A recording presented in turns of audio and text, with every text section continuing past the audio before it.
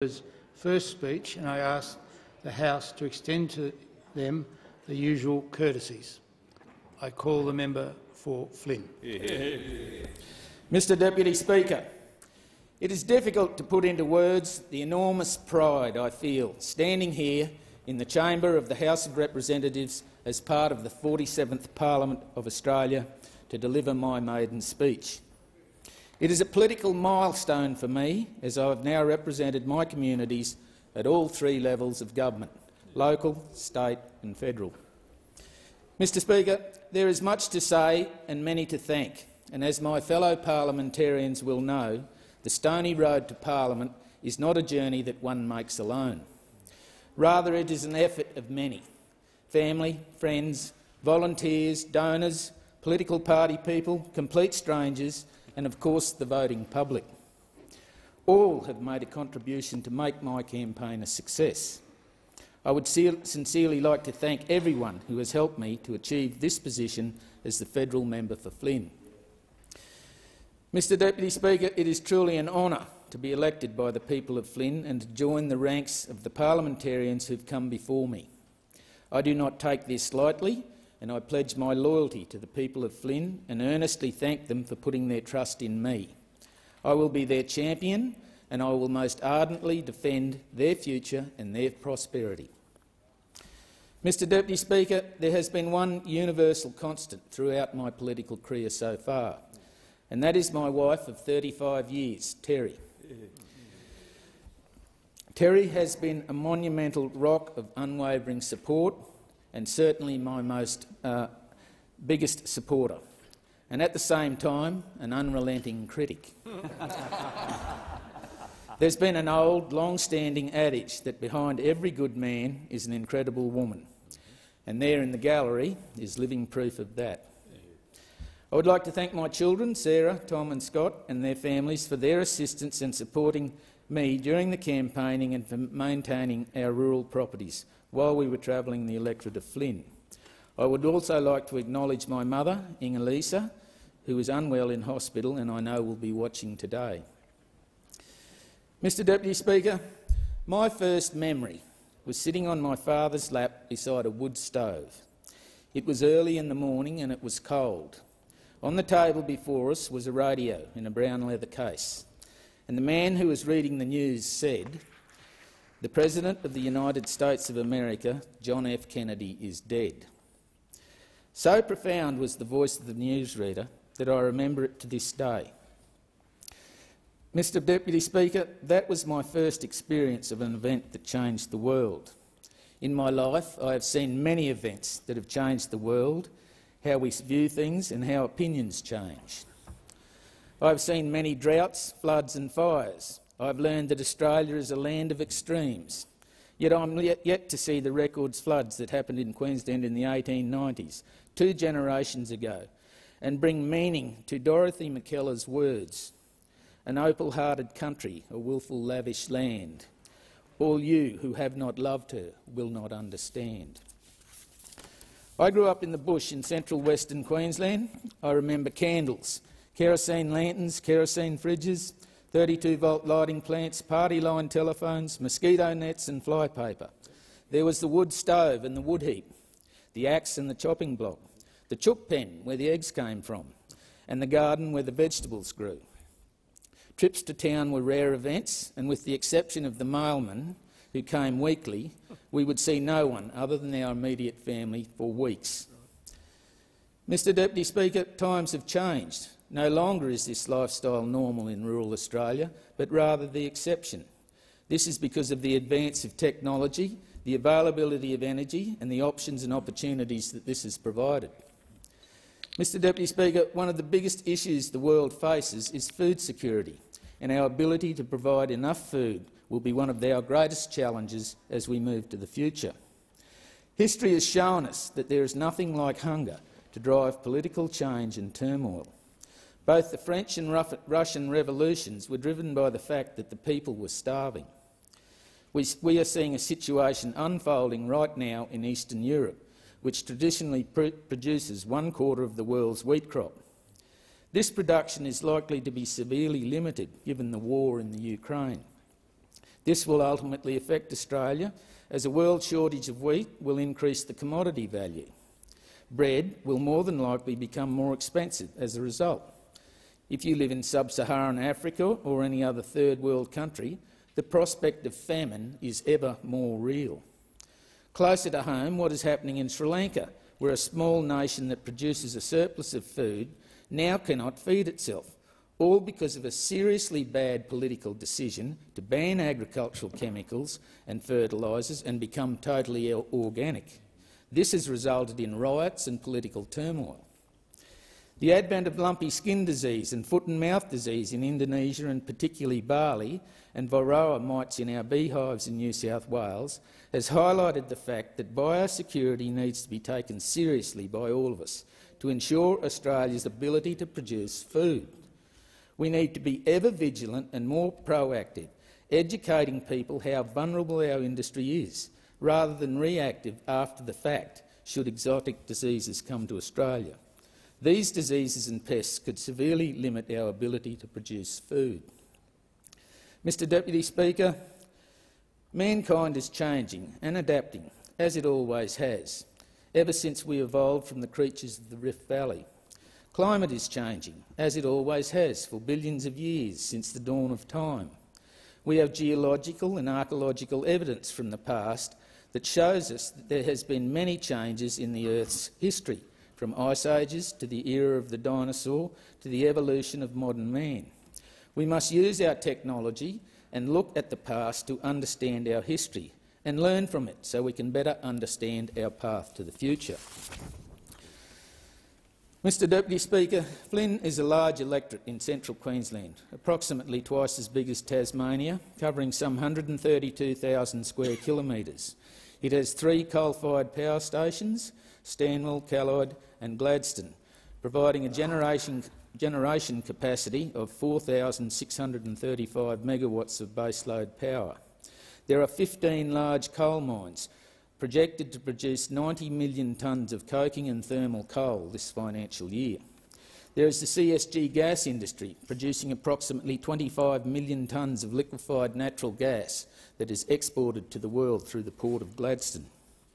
Gladstone is home to Rio Tinto, Boyne Island Alumina Smelter, and the Yarwun Alumina Refinery and the QAL Refinery, which is one of the world's largest refineries, with a capacity to produce 3.9 million tonnes of alumina.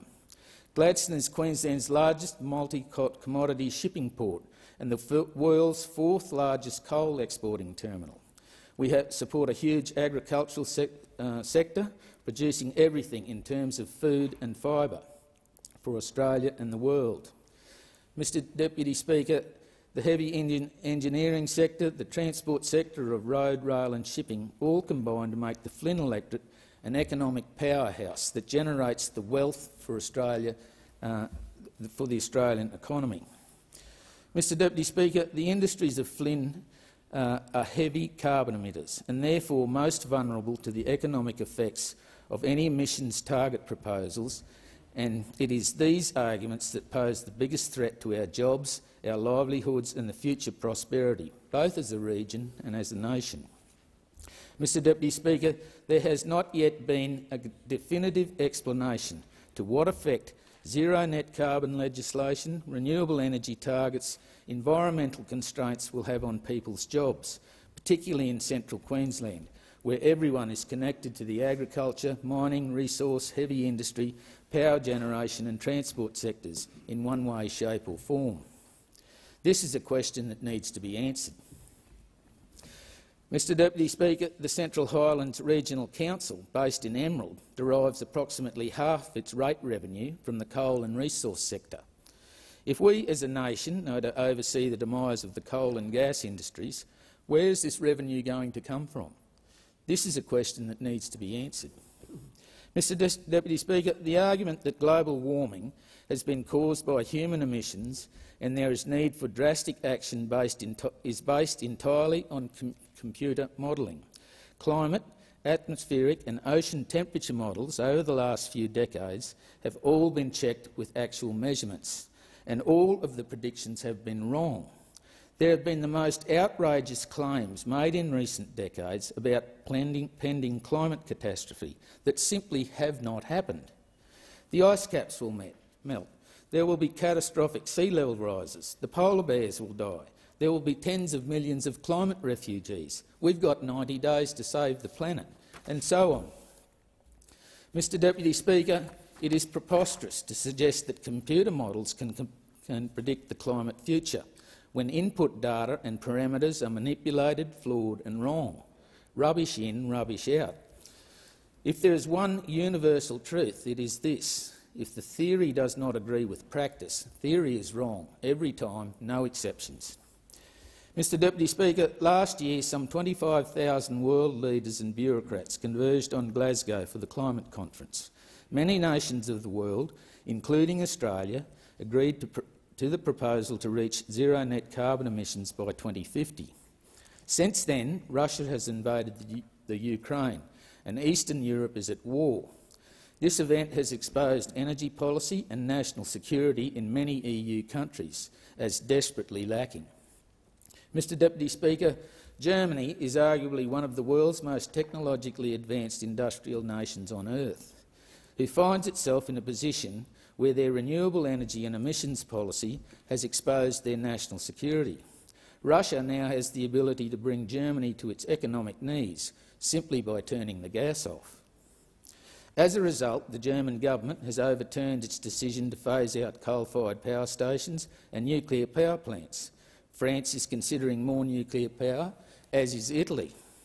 The UK has realised it cannot meet its carbon emissions commitments. The world is demanding more coal, gas, petroleum and nuclear. Nobody is asking for more wind turbines or solar panels. And the reason for that is simple. For the foreseeable future, the world is reliant on fossil fuels and nuclear for its energy. The renewable sector simply cannot supply frequent baseload power. Recent media reports say that Europe is abandoning net zero. Mr Deputy Speaker, it's quite clear that carbon emissions commitments made at Glasgow are now viewed by many to be nothing more than aspirational virtue signalling agreements that are unrealistic and unachievable in the real, practical world, given the geopolitical events of recent times. Mr Deputy Speaker, here in Australia we seem to ignore the lessons being learned in Europe. We are preparing to legislate carbon emissions targets and make them law. Mr Deputy Speaker, we as a nation are proposing to phase out the coal-fired power generation sector, while the rest of the world are building and demanding more. World carbon emissions continue to rise, and we as Australians seem quite prepared to adopt energy policy and environmental policy that will lead to economic ruin and achieve and prove nothing in relation to the rest of the world. This has been clearly stated by Australia's Chief Scientist, or former Chief Scientist, Dr Alan Finkel. What Australia is trying to achieve amounts to virtually nothing. Mr Deputy Speaker, there's a proposal to build an industrial-scale green hydrogen industry at Gladstone that will repower business and industry of the world. It will eventually replace coal and gas industries and be a world-leading alternative energy source. This green hydrogen will be produced by water electrolysis using electrolysers powered by renewable energy, wind farms and solar farms. Mr Deputy Speaker, the production of industrial-scale hydrogen has huge issues and problems that have not been addressed, or are they discussed publicly. Hydrogen is promoted as a saviour, the silver bullet for future energy needs. It will power everything from the backyard barbecue to an industrial blast furnace. Hydrogen is extremely dangerous. It is extremely flammable and has specific qualities that make industrial quantities of hydrogen very difficult to produce, store, transport and use. In 1937 the Zeppelin exploded. In 1986 the Space Shuttle Challenger exploded. In 2011 Fukushima, Japan nuclear reactor plant exploded. And more recently and close to home, Callide C4 coal-fired generator exploded. These are all catastrophic hydrogen explosions. Mr Deputy Speaker, you can't mine hydrogen, you have to make it. Through water electrolysis, we can destroy the water molecule and produce hydrogen and oxygen. This is the basis of the proposal at Gladstone. The amount of renewable energy required to power the electrolysers to produce industrial quantities of green hydrogen is enormous. I will attempt to outline a ballpark scenario, back-of-the-envelope figures that will give an idea of the gargantuan scale of trying to produce industrial quantities of hydrogen, similar to the CSG gas industry at Gladstone. Cooper's Gap Wind Farm at John Dowie in Queensland is Australia's biggest wind farm. It has a generation capacity of 430 megawatts. If you multiply that out over a period of year, Australia's biggest wind farm has enough power to make approximately 30,000 tonnes of hydrogen. This is very little in terms of industrial quantities, and if we multiply by a factor of 100, you get 3 million tonnes of hydrogen, which is getting into the realms of industrial quantities. So then you have to multiply Cooper's Gap by a factor of 100. Cooper's Gap is 123 turbines, so you would need 12,300 wind turbines or equivalents to power a 3 million tonne per annum hydrogen industry.